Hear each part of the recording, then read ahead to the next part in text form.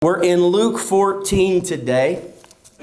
Luke 14, we're going to continue right where we left off before our break for the coronavirus. So Luke 14, let me ask you a question. Did you ever sit down for a nice dinner? Everything was set. Everything was in place for you to have just a nice meal with family and friends. And then the conversation happened. And the conversation became such that by the time you were done with dinner, dinner was awkward. Dinner was a little bit tense. And the conversation that happened during that dinner pretty much ruined the entire dinner for you. Have you ever been there? Maybe you didn't even finish your meal because the conversation got you so upset. Let me tell you, that is Luke 14 in a nutshell. That's Luke 14 in a nutshell. I've titled this The Disingenuous Dinner, Part 1, because what we see in this chapter are a bunch of guests, and everyone at this dinner party is just an absolute mess. And so what the Lord is going to do is through perceived thoughts, that is, through perceiving the thoughts of the people there at this dinner party and through spoken conversation, he's going to address 3 different groups of people and 2 different individuals. That's 5 different total. And everything that he has to say to everyone at this dinner party is corrective. Corrective. It's a tense meal. It's filled with people with problems. Sorry to say, I think it's perfect for the church. Because we all bring our problems. We all have our areas where we are not genuine or not solid. And I believe the Lord always, every Sunday, every Wednesday, just like at this dinner conversation, he always has stuff to say to us. Some of it's challenging. Some of it's commending. Some of it is corrective. So we're going to take a look at some corrective words here. If you want to break this down into an outline, here's the way you could break it down. Number 1, Jesus makes the dinner awkward for the religious leaders that are examining him. That's verses 2 through 6. Number 2, Jesus makes this dinner awkward for the guests that are around him. That's verses 7 through 11.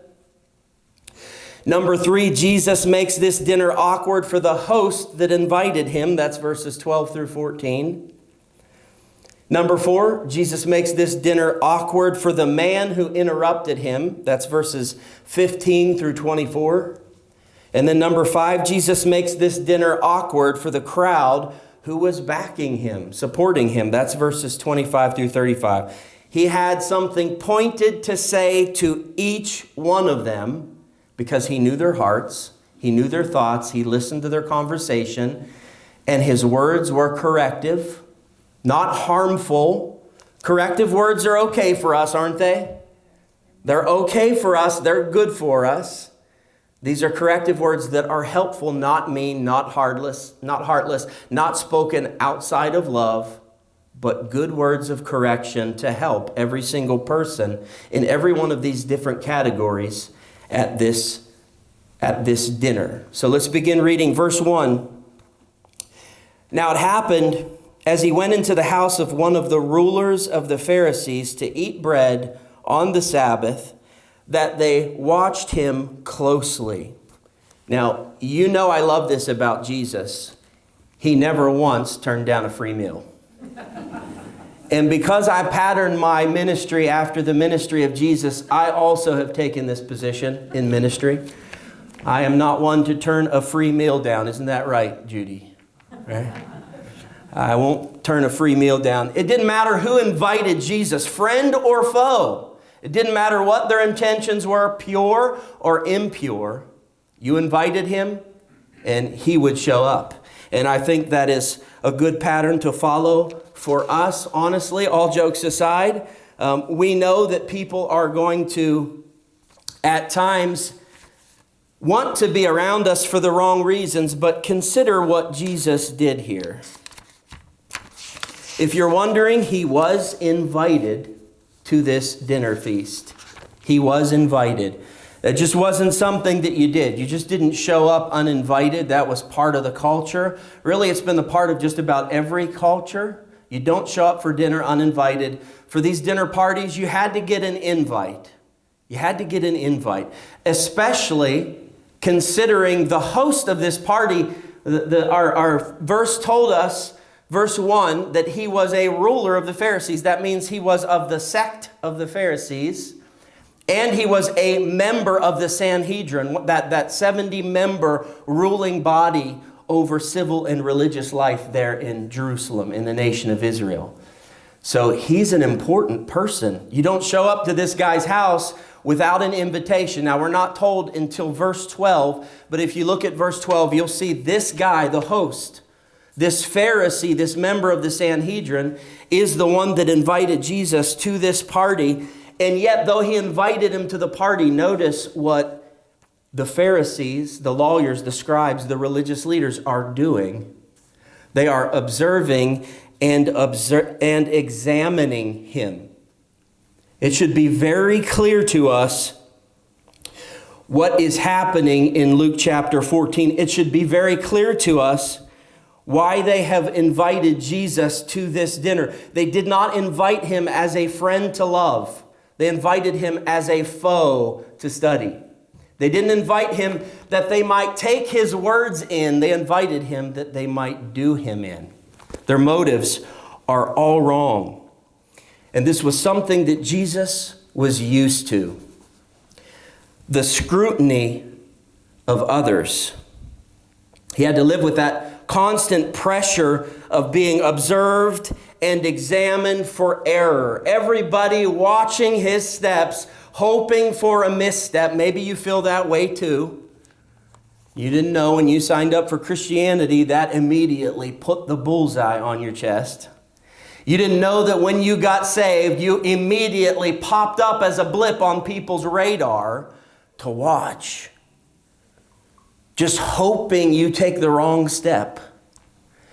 And the reason they do that is to invalidate your faith in Christ and, of course, to vindicate their unbelief. That's why they do that. And so I would just say, taking a lesson from the Lord here today, I think what you do is you go on with life. You don't worry about people and what they say about you. You don't worry about what their motives are. If you're feeling that same pressure, you just let them think and say what they want to say. We know that the Lord is going to work it all out. The Lord is going to clear it all up. Verse 2, and behold, there was a certain man before him who had dropsy. What is dropsy? Wasn't that thing where you have one of those days where you just can't seem to hold anything in your hands? Like everything you pick up, you drop. Like, oh man, this morning I dropped my toast on the floor, buttered side down. And then, oh, now I dropped my keys down the storm drain. Sheesh, I've got a case of the dropsy today. No, that's a case of the dropsies, and it's temporary for most of us. This is dropsy. It's an ancient word for edema. That's a swelling of the soft tissue, usually in the extremities, the arms, the legs. But it's a condition that can happen anywhere. And it's serious because it comes from serious internal issues. Heart, kidney, all sorts of different things can cause this. This guy has a serious condition. And knowing what you know about the intentions of this Pharisee and these religious leaders, you got to pretty much be sniffing onto the scent of why they're doing this. You got to know they didn't invite this guy with the dropsy because he was a good friend of the ruler of the Pharisees there.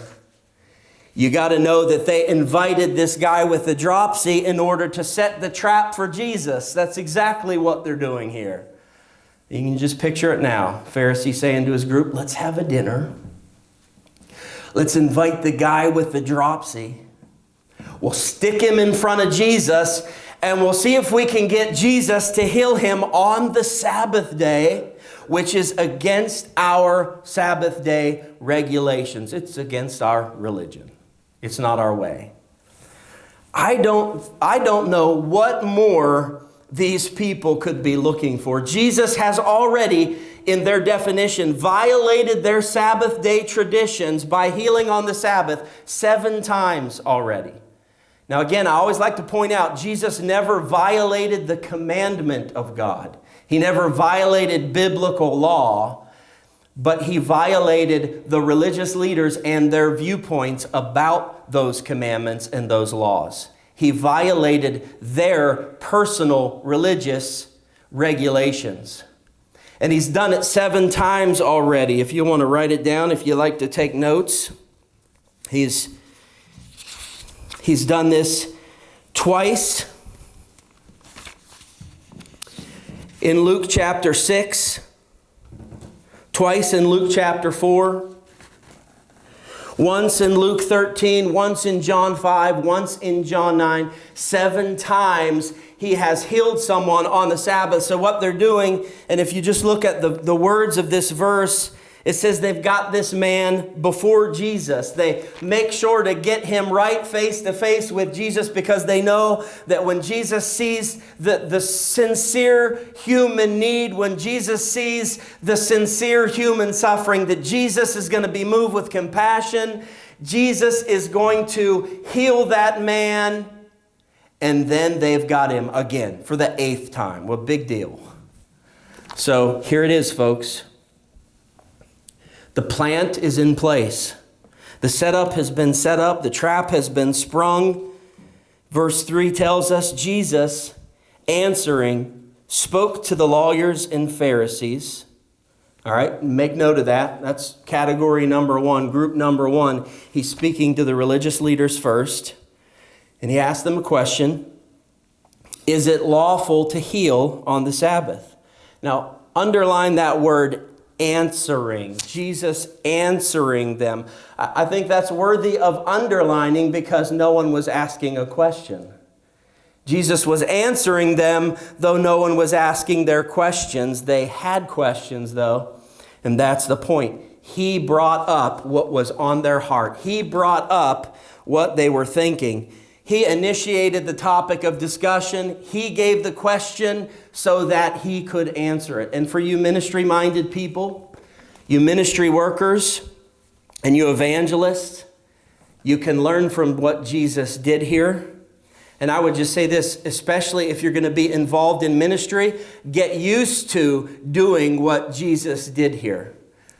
Get used to being the person that brings up the important subjects. Because most of the time, the people that you're talking to, the people that you're bumping into in public, they're not going to volunteer, they're not going to initiate the questions that lead to the important matters of life. How many times someone run up to you, sirs, what must we do to be saved? How many times have you been in public at Walmart and someone come up to you and say, excuse me, are you a Christian? What do you think the prophetic implications are of the tensions over in the Middle East right now? How many times do you get those important questions? Usually you don't. Usually people want to keep their conversations with you surface and trivial. And I think following the pattern of Jesus, what we ought to be really good at is initiating those conversations, bringing up those hard life questions so that we can answer them with good, godly life answers from the Scriptures. Now, you're at a disadvantage in this as you follow the pattern of Jesus. Man, he could look you in the eye and read your heart. He could walk into the room and know every thought on every mind in the room, and you guys can't do that. I know you think you can. I know you do, but you can't.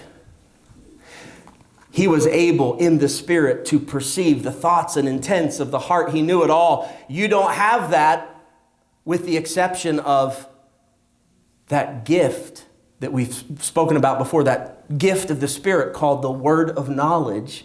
But if the Lord's not giving you a word of knowledge, you can't look someone in the eye and know what they're thinking. You can't perceive their thoughts. But here's what you can do. You can be attentive and perceptive enough to know where they're at in life,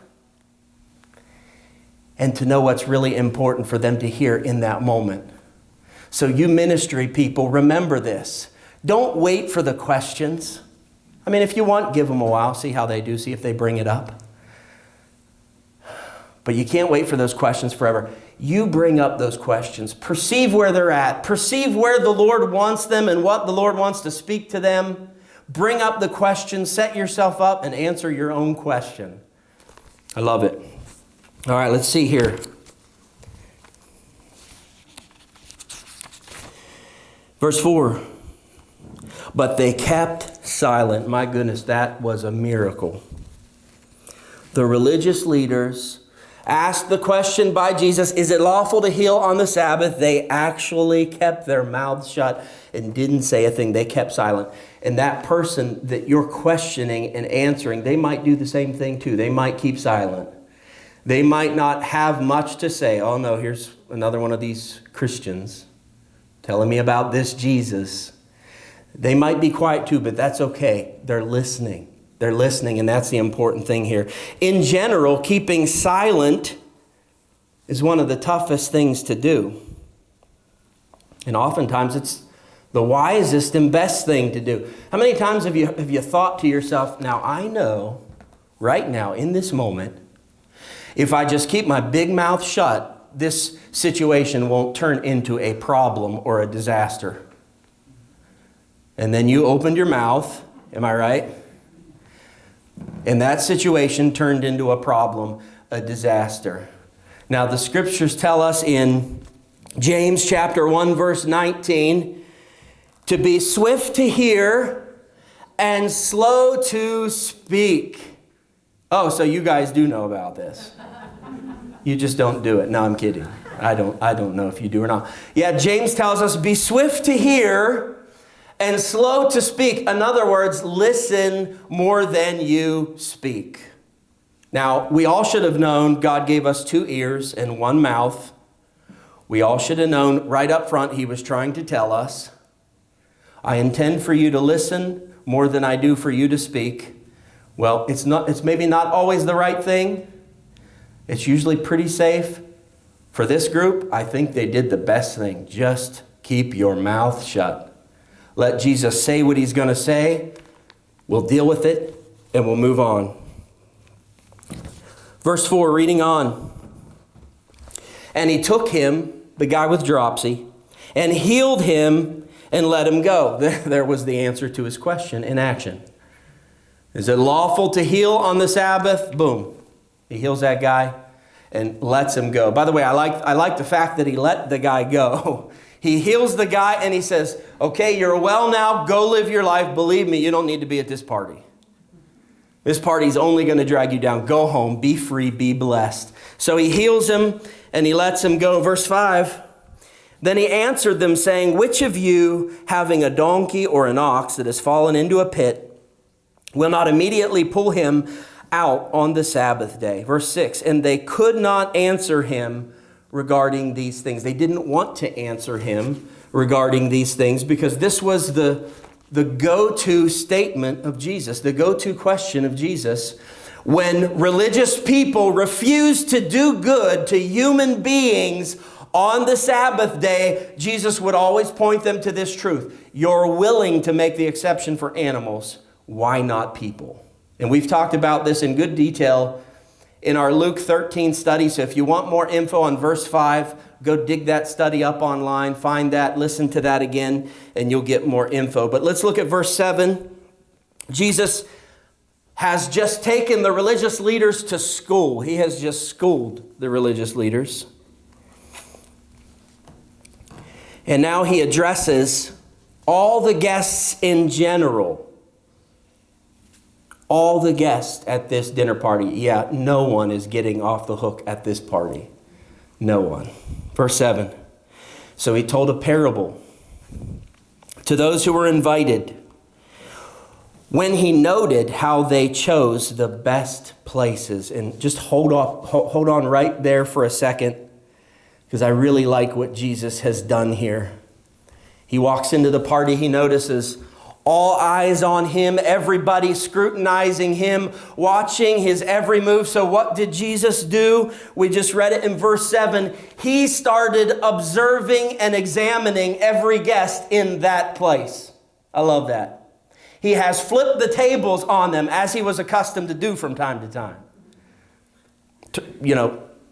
Turnabout is fair play. If you're going to dish it out, you got to be willing to take it. Remember that in life. If you're going to be one of those people that dish it out, you got to be always ready for a big heaping helping of that coming back on your plate too. You want to scrutinize, you want to examine me, let me take a look at your lives, let me see what you're doing. And he notices that as people come into this dinner party, they're all angling for the best seats. They all want the prominent spots. They all want to be looked at as the guests of honor. And so he's passing judgment on them. They should have known. It's not like he didn't give us warning very early in his ministry.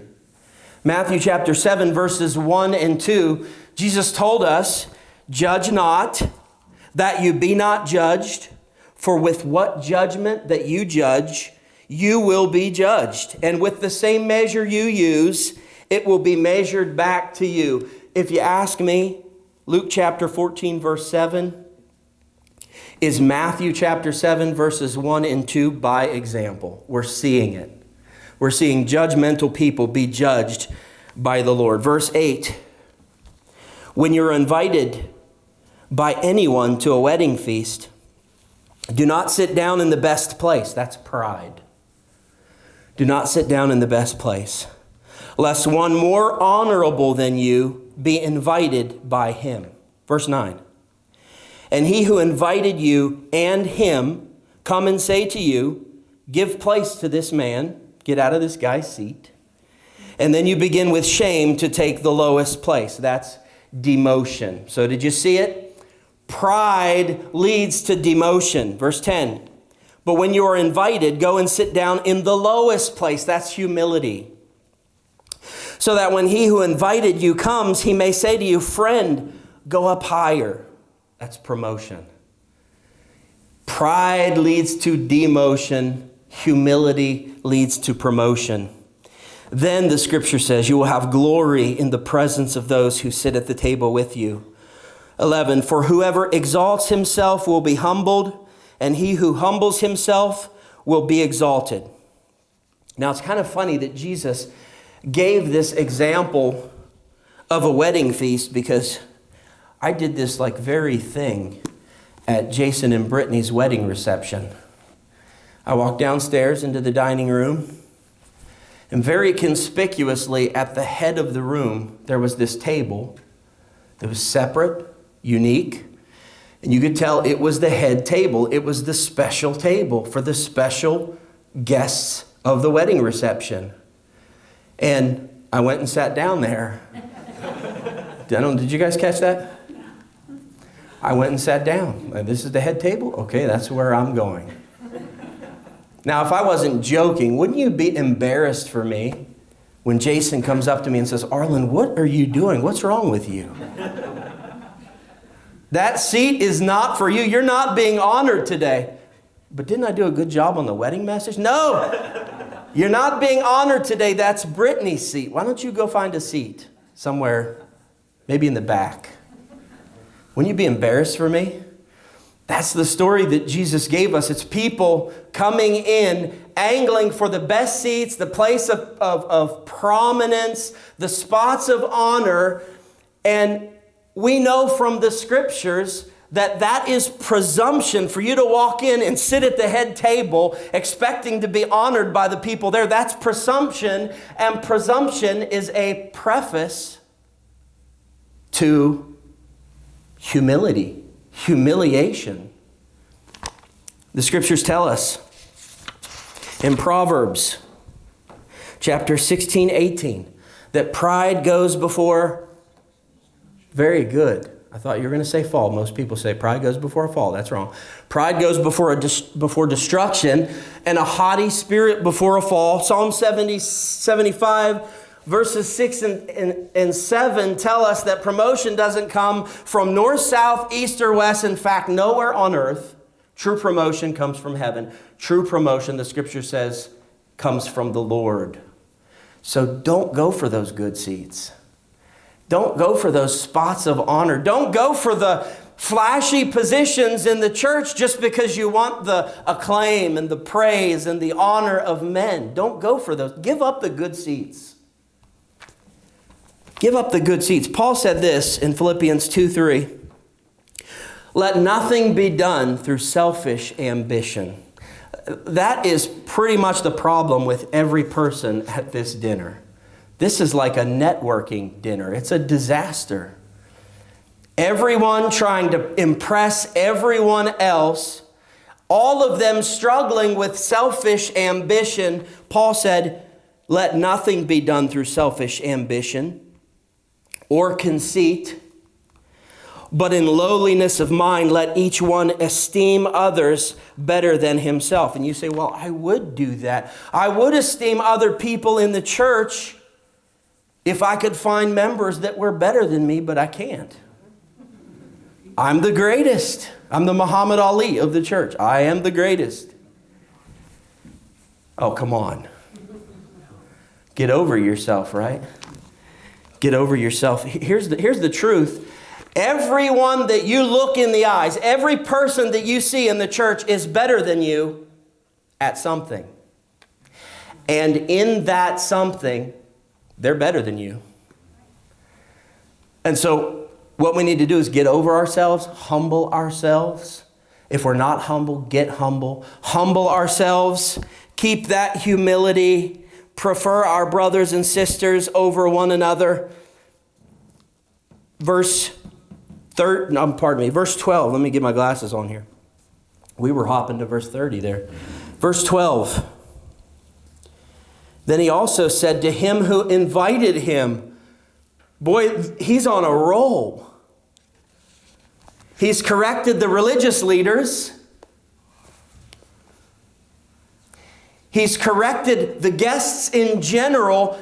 Now he goes for the guy that invited him to the party, the host. The very guy that gave him the invite. Usually when the host gives you the invite, that tends to make you want to flatter and gush over the host. This is Jesus we're talking about here. He's no respecter of persons. He like Paul, he doesn't look at people according to the flesh. He don't care who you are. He don't care how much money you have, how nice your house is, how great the meal is that you've invited to him. What he wants to do is not so much worry about how you feel right now when he's correcting you. What he's more concerned about is how you're going to feel in eternity because you took his counsel.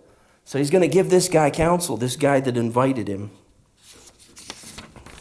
He says this, when you give a dinner, I love this, the guy gave a dinner. The guy gave a dinner. And Jesus says, when you give a dinner, he's telling him how to do it. When you give a dinner or a supper, do not ask your friends, your brothers, your relatives, nor rich neighbors, lest they also invite you back and you be repaid. Now, what he has done in this statement is he has revealed the motivation of the host. He's just told us why this guy is throwing this dinner party. Here's what he wants. He wants people oohing and awing over him. And what he wants is a payback invite from every person that he invited. He's trying to put himself on the map as a prominent person there in first century Jerusalem. What he's trying to do is get in the book of who's who in first century Jerusalem. Because he throws this party that looks generous and lavish.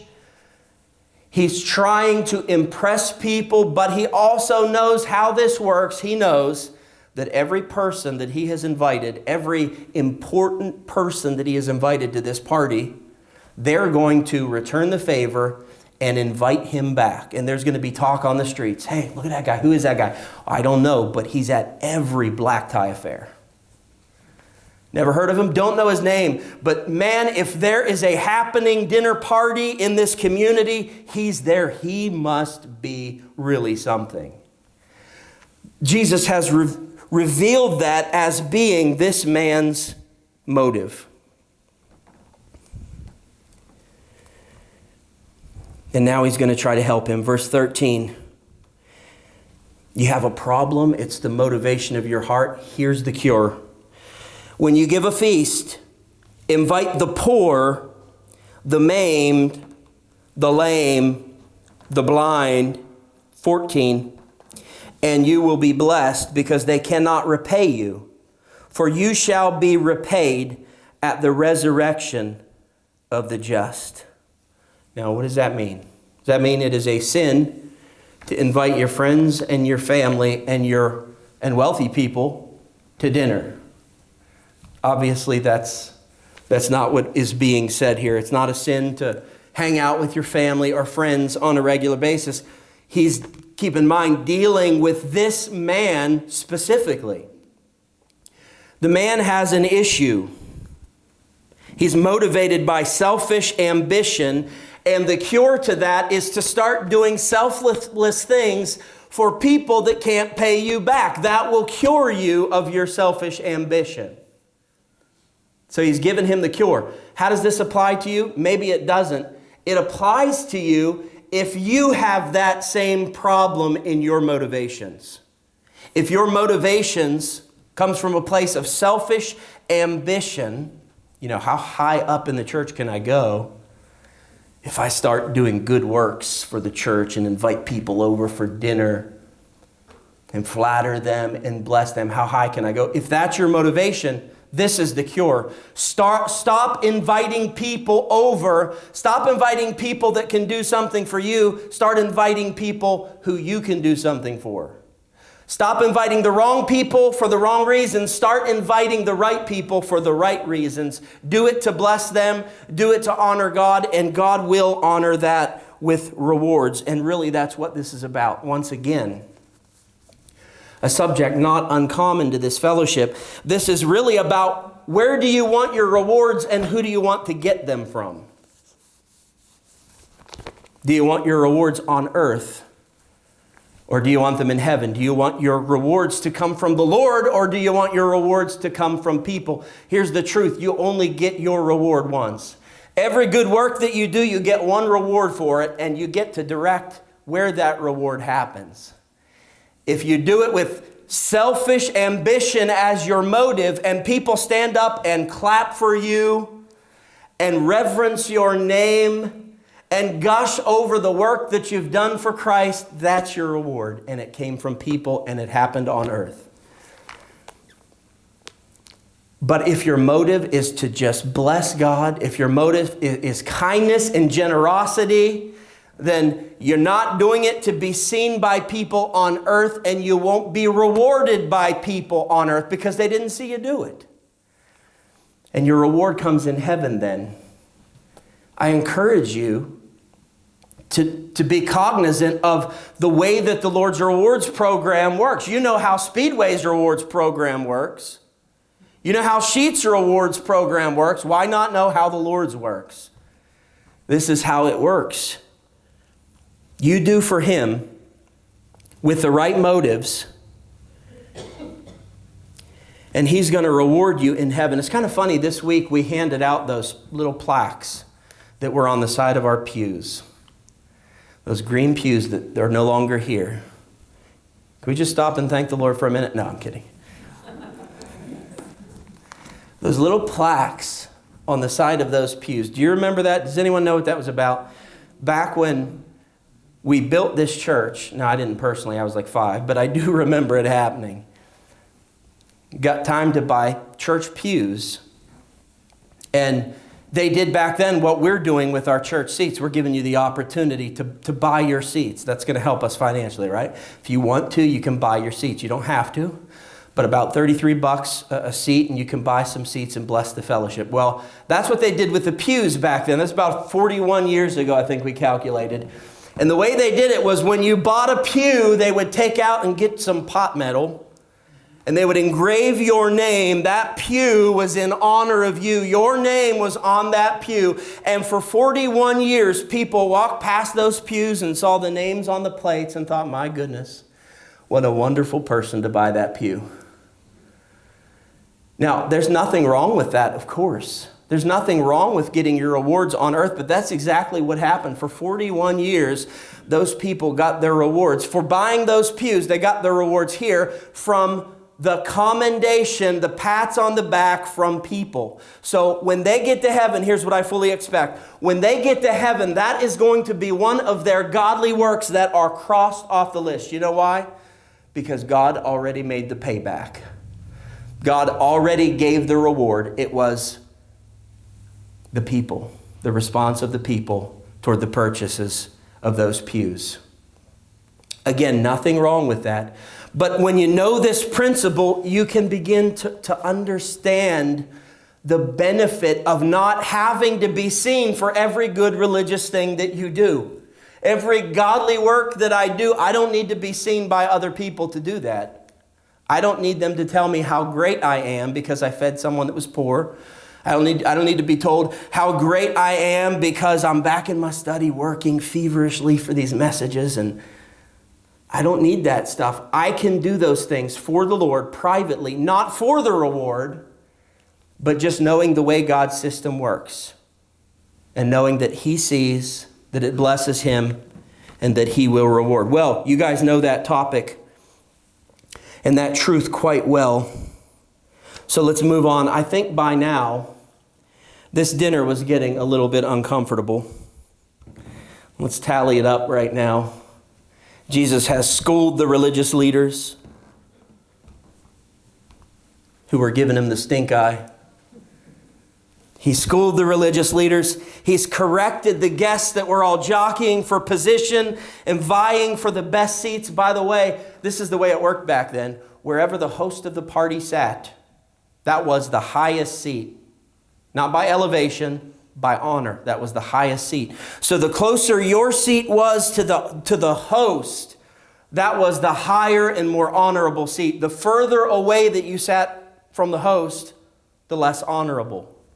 Right? So Jesus has corrected the crowd because he's watched them jockeying for the best seats and the positions of honor. And he just brought the ugly motives of the host himself out into the public air. And you think to yourself, things are getting pretty intense at this dinner party. This might be a good time for someone to break the ice a bit, maybe lighten up the mood in the room a little bit. And I think that's exactly what happens. In verse 15, I think this is an interruption from a man that is here and hearing everything that's going on. And this man interrupts him because Jesus ended on that note of the kingdom age, right? He brought us to the resurrection of the just. And I think this man is here and he hears that and he sees the tenseness in the room. Now, I can't prove this. I'm just speculating. But I think he hears that topic of the kingdom age, the resurrection of the just. And he sees the tenseness of the mood in the room and he thinks to himself, yes, that's what we should talk about. Let's talk about that. Let's not talk about human responsibility. Lord, you're dishing out what we need to do differently. You're commanding action from us. You're holding us accountable. You're telling us about earthly responsibility. We're done with that. Let's talk about the future. Something we don't have to do right now. Something we don't have to correct right now. Let's talk about the future. Let's talk about eating bread with the Lord in the kingdom. Let's talk about big picture stuff. Let's talk about pie in the sky in the great by and by. Heaven, we're all going there, Lord. And that's what this guy means. It's exactly what he means. Look at verse 15. He says, now, when one of those who sat at the table with him heard these things, he said to him, blessed is he, and you just got to picture this guy as trying to change the subject, you know. Blessed is he who shall eat bread in the kingdom of God. And so he changes the subject. Here's what he's really saying. He's saying, well, here's the deal. Regardless of the areas where we're failing, here's the deal. Our bloodline is Jewish. And because our bloodline is Jewish, because we're sons of Abraham, we are going to heaven. We're going to partake of bread with the Lord in the kingdom. How do I know that's what he's saying? I love it when people start accusing me of reading into the scriptures. Arlyn, you're reading into the scriptures. No, look at the response of Jesus. That's exactly what he's going to answer this guy with. He's going to prove that this guy is thinking, because I'm a Jew, I'm going to be there. And because the rest of these fine people at this fine party are Jews, they're going to be there too. And watch what Jesus has to say to him. This guy probably should have just kept his mouth shut, because now the Lord's looking at him. Now the Lord has something to say to him. Verse 16, then he said to him, a certain man gave a great supper and invited many. 17, and sent his servant at supper time to say to those who were invited, come, for all things are now ready. And this is exactly how these feasts happened. They didn't set times like we do. They didn't say, show up for dinner at 6. They said, days out, here's the invitation. On Sunday, 3 days from now, we're going to eat dinner together. That was the invite. They knew the meal, they knew the day, but they did not know the hour of the meal. Some of you prophetic-minded people, your gears are churning. They didn't know the exact hour. They knew the roundabout season. They knew the meal. They knew the general time, but they didn't know the precise hour. And then when the meal was ready, the master of that home would send those servants back out. Go tell all those guests it's ready. And that's what they would do then. They would go out. And I tell you this because I want you to understand everyone that we're going to talk about here in just a moment, the people that are making excuses, these are all people that have accepted this invitation for dinner. These aren't people that weren't sure or weren't committed. These are people that accepted the invitation. And then when the servant comes out on the day of the dinner and he begins to say, okay, it's ready, let's go. Here's what happens. Verse 18, but they all with one accord began to make excuses. The first said to him, I have bought a piece of ground, and I must go and see it. I ask you to have me excused. Does that sound odd to you? I've shelled out thousands of dollars to buy a piece of land, and now I got to go see it to find out if I like it. I bought a piece of land on eBay without seeing it, and now I'm going to go check it out. I haven't gone to see it yet. You can see that from the words this man is saying. He's saying, I'm going to go do this now while this feast is going on. I'm going to go do this now. I haven't done this yet. I haven't seen this land yet. But I'm going to check it out. I bought land without seeing it. Now I'm going to check it out. And it's weird because dinner is, correct me if I'm wrong, isn't dinner usually in the evening? Which means that this guy chose to buy a piece of land and he picks the evening time as day is fading into darkness. That's when he's going to go check out his new piece of land. In the dark, pretty much. Something seems fishy. Now, because the Bible told us that this guy was making excuses, we get it. He's just giving us a horrible excuse for an excuse. Billy Sunday used to say that an excuse is nothing more than the skin of a reason stuffed with a lie. The skin of a reason stuffed with a lie. It sounds good. It may be partially true, but it's stuffed with a lie. It's stuffed with deception. That's what this is. Verse 19, another said, I have bought 5 yoke of oxen, and I am going to test them. I ask you to have me excused. So this is the same kind of deal, isn't it? I bought 5 oxen to plow the fields. I don't know if they can do it. I haven't tested those oxen. I don't know if they can pull the plow. I don't know if they can move the cart. I'm going to go test them now. That's baloney. You don't buy 5 oxen. You don't buy 5 oxen if you don't think they can do the job. That's like going out and test driving your new car after you buy it. Don't do that. Look first, test first, prove first, then decide, is it worth my investment? Obviously, this is another poor excuse for excuse, and he's got the same problem. Think about it. When is he going to go test these oxen and plow his field? At dinner time?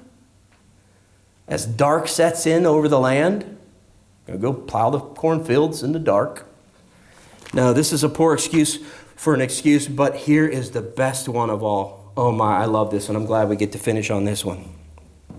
Still another said, I have married a wife, and therefore I cannot come. I love this one. Sorry, I can't be there. Married. I would come. Wife. I mean, that don't stop you men from going fishing or working on the Harley. That don't stop you from doing other things, but time with God? Oh, married. Got a family. Why don't you go to church? Oh, I'm married. I got kids. I got responsibilities. Listen, if you're married, if you have a family, you need God more than anyone. Without God, today, you may not have that marriage tomorrow. You may not have that family tomorrow. Another poor excuse. A very funny excuse, but a poor excuse nonetheless. Now, listen, we'll close with this.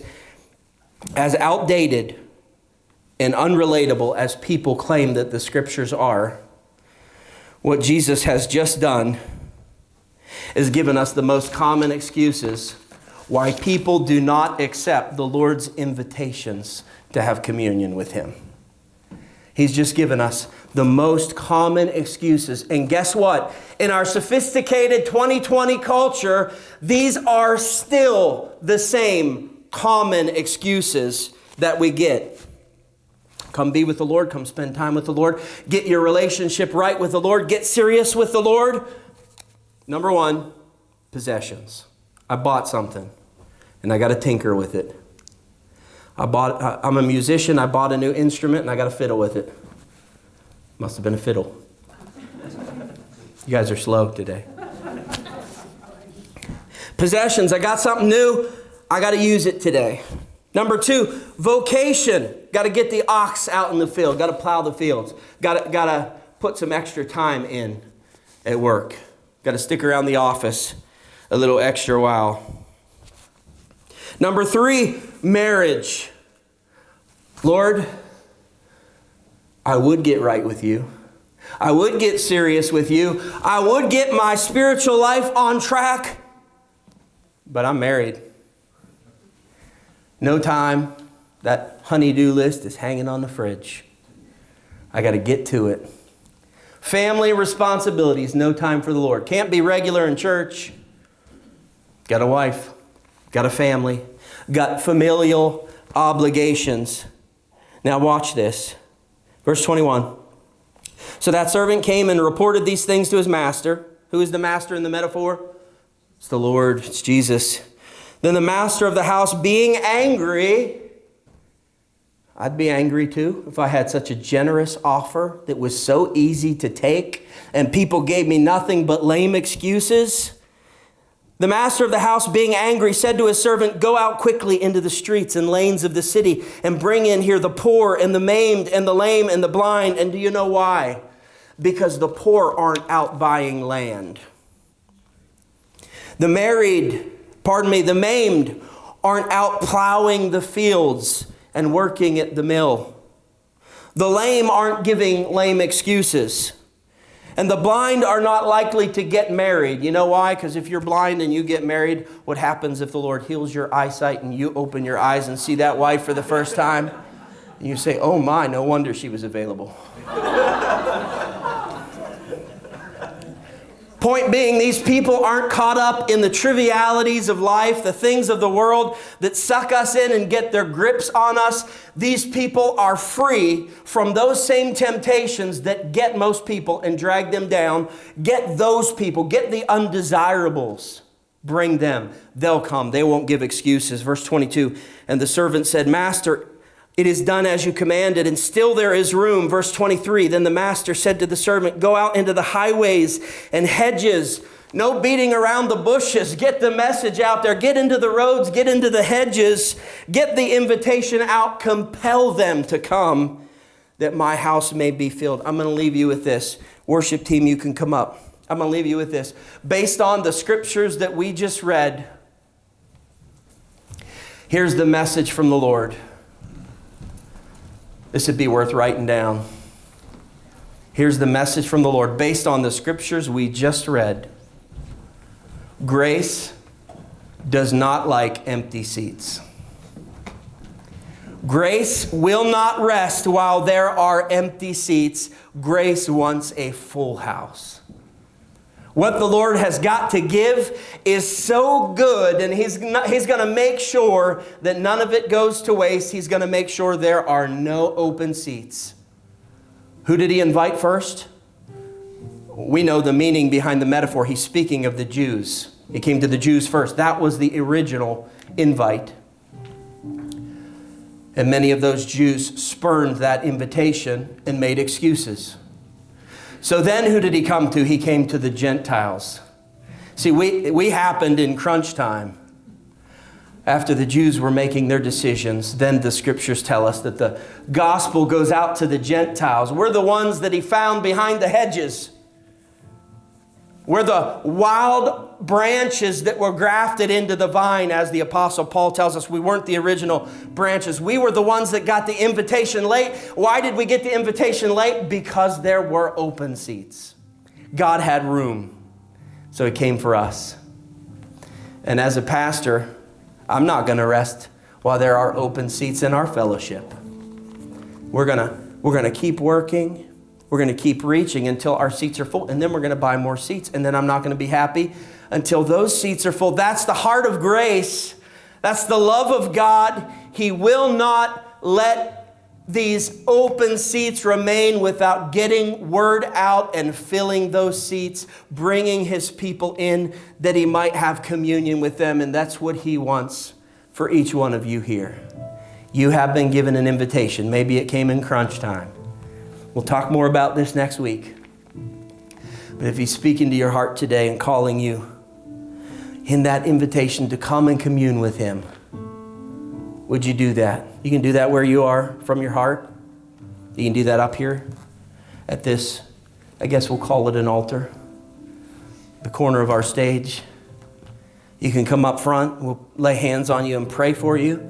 But if the Lord is calling you today, please don't give Him some lame excuse of why you would or you should, if you could, but you can't, so you won't. Respond to Him today. Would you bow your heads and close your eyes and pray with me?